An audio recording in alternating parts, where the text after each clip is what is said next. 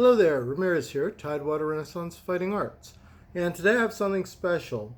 I will be traveling to a Harnischfechten event, that's an armored combat HEMA event, and I'm going to be traveling with my armor. So in this video we're going to talk about and show you what I packed, how I packed it, and what are the logistics for traveling with armor. So in my case, I've decided to travel. I've gotten a first class ticket, and not just because I'm Lord Ramirez, but more importantly, it's about baggage. When you travel first class, depending on your airline, and you should definitely check this ahead of time, the weight limit is 70 pounds per bag, and you get 2 bags for free. So all of that rolled into the price. It was going to be more practical for me to try to do it this way than to try to get a normal ticket.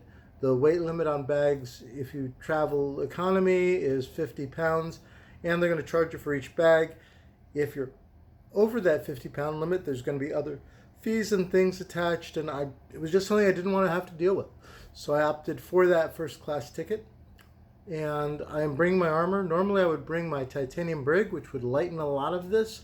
However, the tournament I'm going to does not allow you to use titanium armor, or it doesn't count as armor, so I am bringing my new steel cuirass, which added a lot more weight to what I would normally bring. I am bringing 1 sword and 1 dagger. When you're flying, you don't bring pole arms. You just kind of rely on the Harnischfechten event or the passage of arms to provide those for you. A lot of times people will drive to events, but if you're going, let's say you're going to Europe, or you're just going somewhere far away where driving is not an option for you, either because of time constraints, etc., you may find that you need to fly. I just want to point out that I'm no stranger to flying to regular HEMA events. However, in that case, usually all my gear and its weight limits are well under 50 pounds, and they'll all fit in my hard-sided golf bag, and I would just use that and be done with it. But with armor, it's a little different. You do have to Tetris out, really accounting for weight. Also, since most of these are camping style events, you need to be prepared to have enough gear to do that. And also, because Passage of Arms events are historical reenactments as well, they kind of require you to have historical clothing. So there's another added layer that wouldn't be necessarily a requirement in regular Blossfechten tournament events. So with all that said, I'm going to share with you my check bag number 1, check bag number 2, and my carry-on to show you where I've put different things to meet the size and weight allowances on board or planning to travel by plane. Without any further ado, let's go check out bag number 1.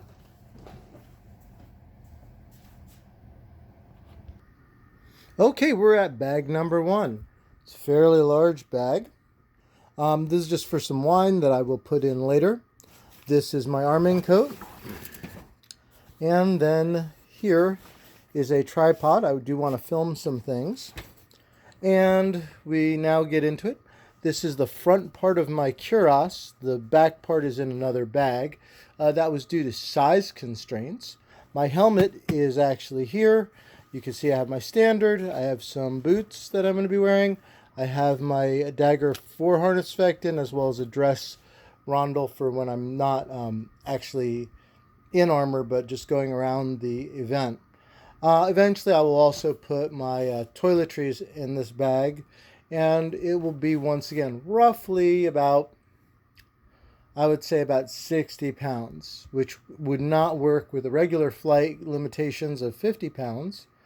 I want to say that this was a change. I had originally put my chainmail in here as well. The problem was it pushed it well past 70 pounds. It's about 20 pounds worth of mail, so it had to go. So what I did was I swapped out my arming coat, or my dress arming coat, and that was a lot lighter, so it gave me a little bit more in terms of weight to swap this out of my clothes bag, which is my carry-on, and put the chainmail in the carry-on. But we'll get more to that later.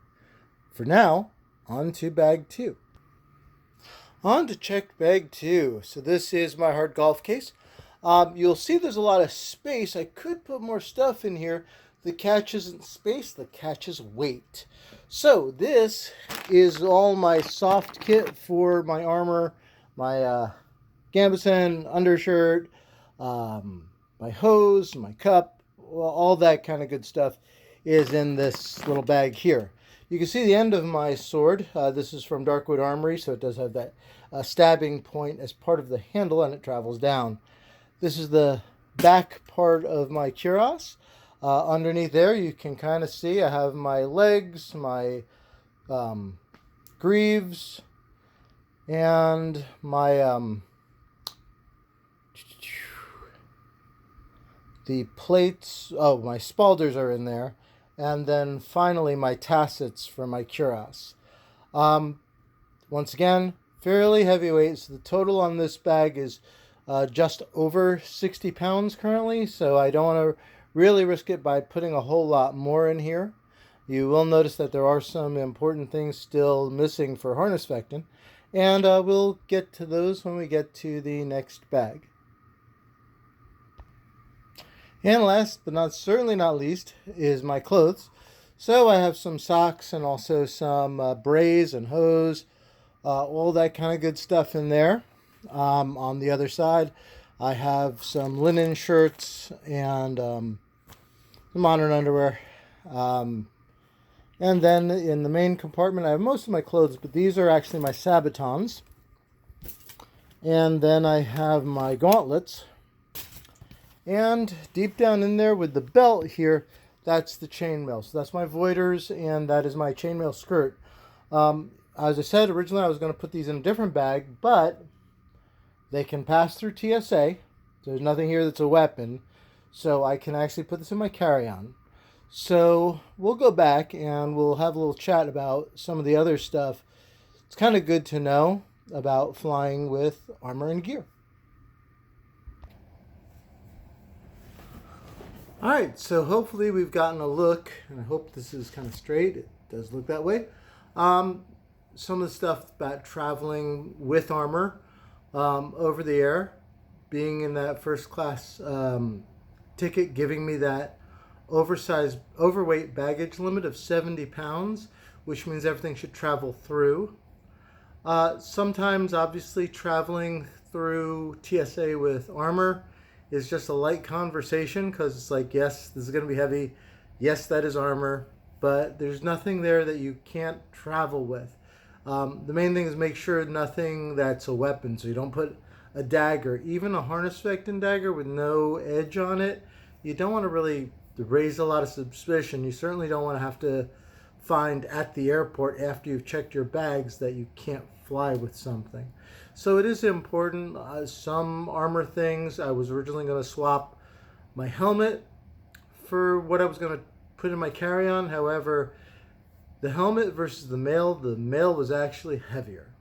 So that went into the carry-on bag.